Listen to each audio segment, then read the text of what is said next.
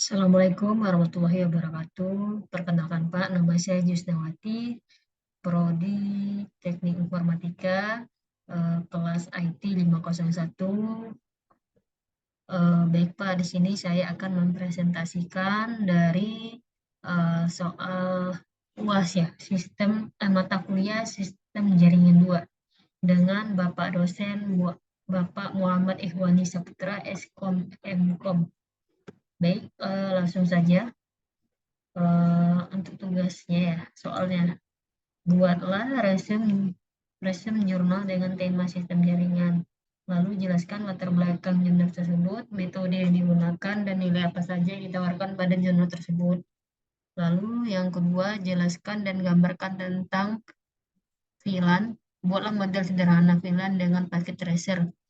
Lalu yang ketiga, jelaskan dan fungsi dari core switch, distribution switch, dan switch access. Kemudian Anda gambarkan model tersebut secara sederhana.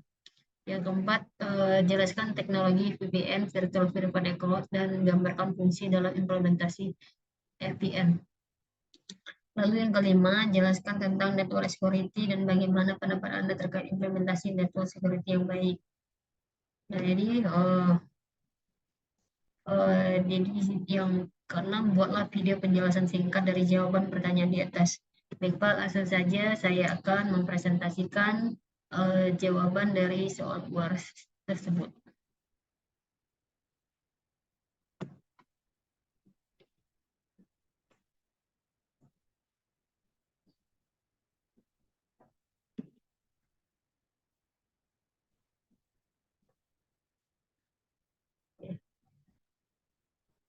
Yang pertama, di situ disuruh membuat resume sumber jurnal dengan tema sistem jaringan. Nah, di sini judul jurnal yang saya resume yaitu pengembangan perangkat lunak distribusi GNU atau Linux dengan fitur khas Gorontalo.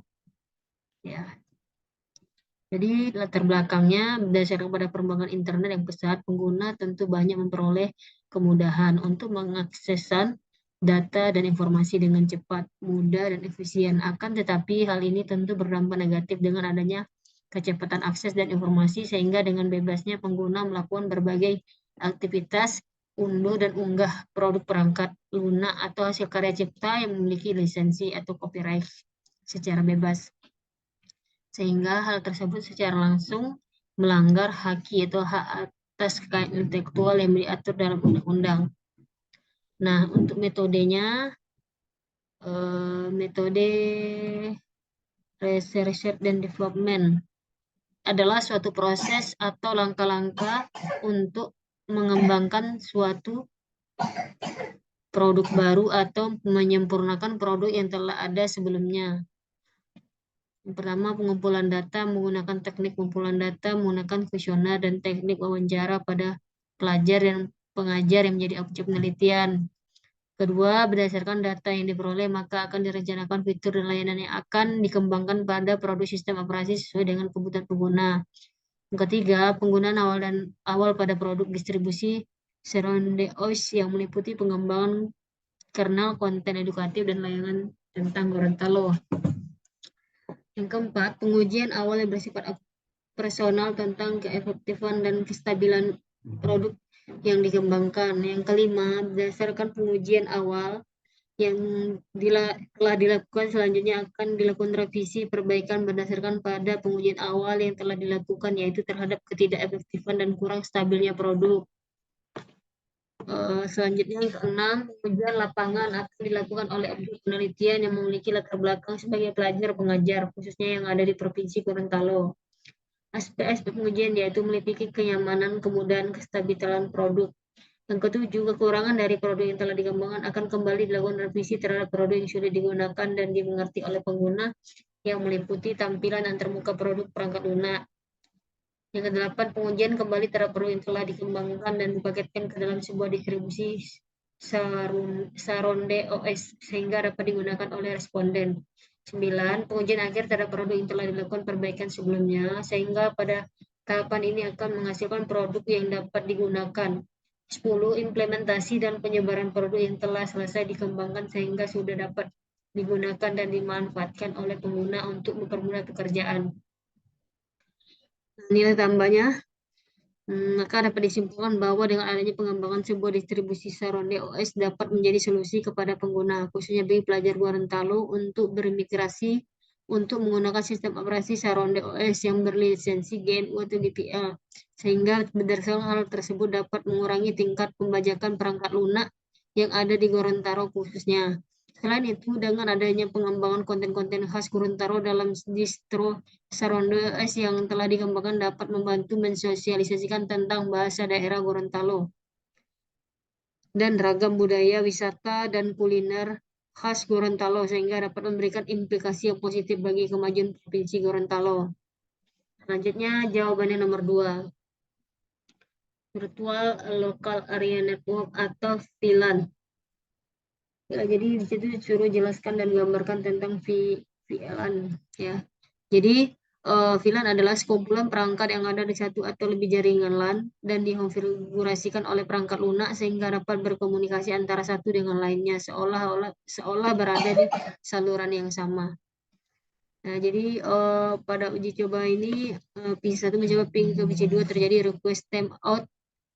Ini menandakan bahwa beda segmen bulan telah berjalan dengan baik.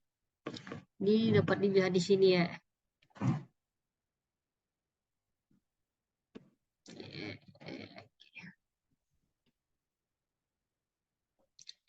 Lanjut untuk jawaban yang nomor 3. Jadi untuk yang soal nomor 2 tadi dia sudah terkonfigurasi ya antara satu dengan yang lainnya. Jawaban yang nomor 3.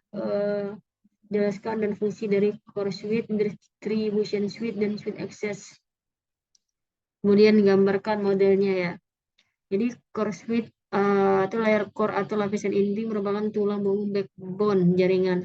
Contoh dalam jaringan hierarki layer core berada pada layer teratas.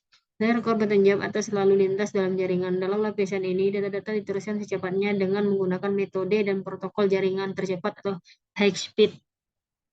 Misalnya Fast Ethernet 100 Mbps, Gigabit Ethernet, FDDI atau ATM. Pada lalu lintas data digunakan speed karena penyampaian pasti cepat. Jadi dan fungsinya yang pertama melindungi jaringan dari memperlambat lalu lintas, penggunaan dapat akses routing antara berbeda virtual local area network atau VLAN. Yang ketiga packet filtering. Dan di sini ada distribution suite ya. Jadi layer distribusi atau sering disebut layer block workgroup merupakan titik komunikasi antara layer akses dalam layer inti. Fungsi utama layer distribusi antara lain menyediakan routing, filtering, dan untuk menentukan cara terbaik untuk menangani permintaan layanan dalam jaringan. Jadi fungsi dari distribusi layer yang pertama address atau area jaringan LAN, akses ke workgroup atau departemen. Ketiga mendefinisikan broadcast atau multicast domain. Keempat, routing dari virtual LAN. Kelima, titik temu beberapa media berbeda yang digunakan dalam jaringan keamanan. Keenam, titik di mana akses secara remote ke jaringan dapat dilakukan. Berikut ini adalah gambar atau bagian mengenai distribusi layer ya. Ini gambarnya nanti. Nah, akses layer yang disebut juga dengan desktop layer. Akses layer mengendalikan pengguna akses pengguna dengan workgroup ke sumber daya internet network. Desain layer akses diperlukan untuk menyediakan fasilitas akses ke jaringan. Fungsi utamanya adalah menjadi sarana bagi suatu titik yang ingin spesifik yang dilakukan untuk mencegah akses suatu komputer. Jadi fungsi akses itu yang pertama share bandwidth, switch bandwidth, make layer filtering, micro segmentation. Nah, ya. Untuk jawaban yang nomor 4, jelaskan teknologi VPN ya. Jadi Virtual Private Network atau disingkat VPN adalah metode yang digunakan untuk menambah keamanan dan privasi ke jaringan pribadi dan publik seperti Wi-Fi hotspot untuk hotspot dan internet. VPN adalah layanan koneksi yang paling sering digunakan oleh perusahaan untuk melindungi data yang sensitif ya. Namun kini kegunaan VPN sendiri kegunaan sendiri, VPN pribadi semakin populer karena lebih banyak interaksi yang mengharuskan pengguna bertatap muka dengan internet. Gambar fungsi VPN di bawah ini adalah saat server sudah dilakukan setting VPN, tidak sembarang user dapat menggunakan jaringan tersebut. Jadi untuk tampilannya seperti ini ya.